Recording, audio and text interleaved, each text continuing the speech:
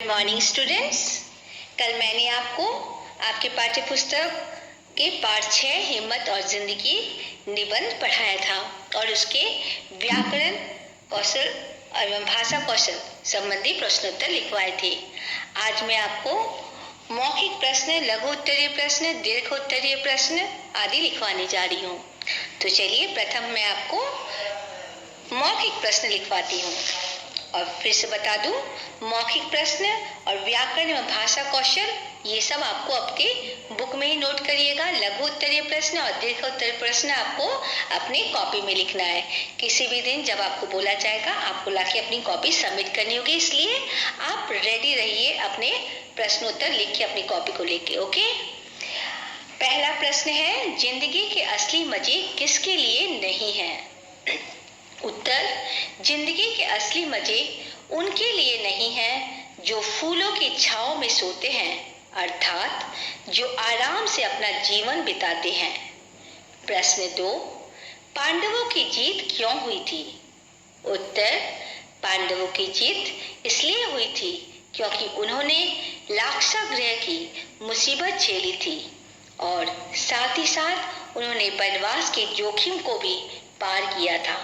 प्रश्न 3, हिम्मत के विषय में विंस्टन चर्चिल का क्या कथन है?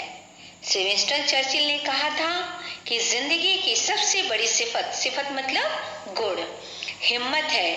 आदमी के और सारे गुण उसके हिम्मती होने से ही पैदा होते हैं। प्रश्न 4, साहसी मनुष्य के क्या गुण होते हैं?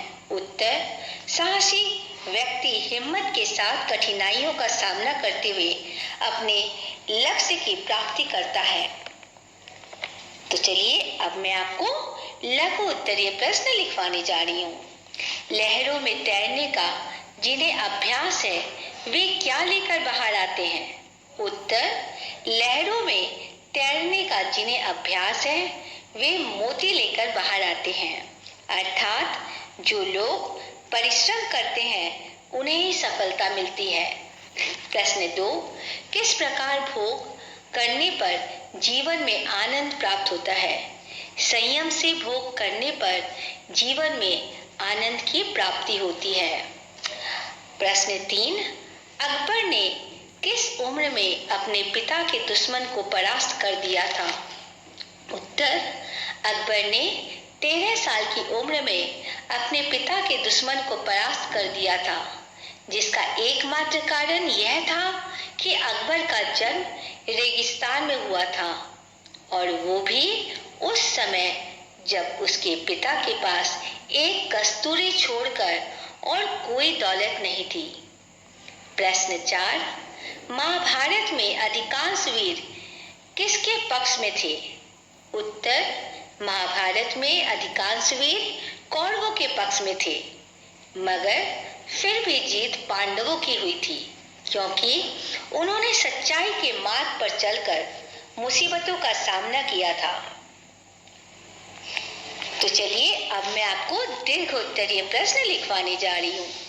उसके पहले एक चीज और आपको बता दूं, जो मैं प्रश्नोत्तर आपको लिखवाती हूँ, अगर आप ध्यान से इन चैप्टर्स को पढ़ेंगे तो आप देखोगे ये सारे प्रश्न के उत्तर जो है चैप्टर में ही है। आप उनमें से देख के मेरे वीडियो ऑडियो को सुनिएगा अच्छे से कान में और उसके बाद उसके प्रश्नोत्तर को आप बुक में से देख के अपने कॉपी में उतारिएगा।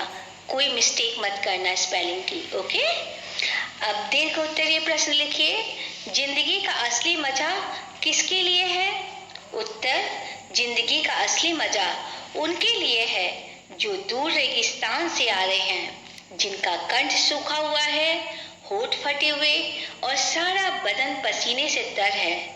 पानी में जो अमृत वाला तत्व है उसे वह जानता है जो धूप में सूख चुका है, वह नहीं जो रेगिस्तान में कभी पढ़ाई नहीं हो, अर्थात जो साहस के साथ कठिनाइयों का सामना करते हैं और परिश्रम करते हैं, जिंदगी का असली मजा उन्हें ही मिलता है। प्रश्न 2, भोजन का असली स्वाद किसे प्राप्त होता है? भोजन का असली स्वाद उसी को मिलता है जो कुछ दिन बिना खाए भी रह सकता है। जीवन का भोग त्याग से करो। यह केवल परमार्थ का ही उद्देश्य नहीं है, क्योंकि संयम से भोग करने पर जीवन में जो आनंद प्राप्त होता है वह निराभोगी बनकर भोगने से नहीं मिल पाता। अर्थात जिन्हें आसानी से भोजन प्राप्त होता है उसका महत्व उन्हें पता नहीं चलता, जबकि जो निर्धन है, जो भूखे होते हैं, उन्हें ही भोजन का असली स्वाद प्राप्त होता है। प्रश्न 3, बड़ी चीजें बड़े संकटों में विकास पाती हैं, इसका क्या तात्पर्य है? उत्तर, बड़ी चीजें बड़े संकटों में विकास पाती हैं, अर्थात बड़ी चीजों को प्राप्त करने के लिए, सफलता के शिखर पर पहुंचने के लिए मार्ग में जितनी भी बाधाएं तथा कठिनाइयां आए, हमें उनका साहस के साथ सामना करना चाहिए, क्योंकि बड़ी हस्तियां बड़ी मुसीबतों में पलकर ही दुनिया पर कब्जा करती हैं। प्रश्न 4, लेखक ने संतोष की जगह कामना को क्यों महत्व दिया है? उत्तर, लेखक ने संतोष की जगह कामना को महत्व इसलिए दिया है क्योंकि जो लोग छोटी कामयाबी में संतोष करके रह जाते हैं वो कभी आगे नहीं बढ़ पाते, परंतु जो लोग साहस से, हिम्मत से तथा आत्मविश्वास और निडरता से कठिन परिस्थितियों का सामना करते हुए मेहनत करते हैं उन्हें ही सफलता मिलती है। जो लोग कामना रखते हैं कि हमें आगे बढ़ना है वे जरूर आगे बढ़ते हैं। वे इतने में ही सीमित नहीं रहते, वे और आगे बढ़ने की सोचते हैं। अर्थात जो लोग इतने में ही सीमित न रह जाते और संतोष कर लेते हैं वे अपना मुकाम हासिल नहीं कर पाते हैं। इसलिए लेखक ने कामना को ही ज्यादा महत्व दिया है। प्रश्न नंबर घ, पाठ के आधार पर मिलान कर वाक्य पूरा कीजिए। ये आपका होमवर्क है, इसे आपको अपने होमवर्क में करना है, स्वयं करना है। अब आखिरी जो है रचनात्मक अभिव्यक्ति।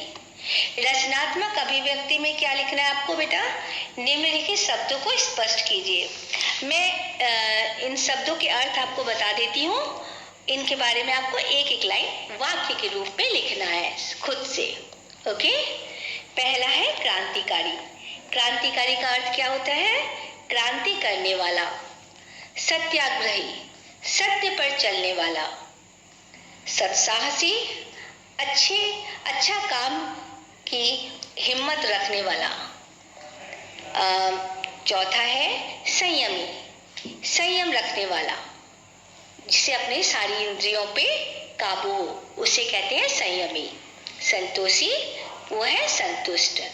अब इनका आपको एक एक लाइन में आपको इनका वाक्य बनाएंगे आप। ओके, तो ये थे आपके प्रश्नोत्तर। अब आप इन्हें ध्यान से सुने और अपने कॉपी में नोट करिएगा। ओके, धन्यवाद।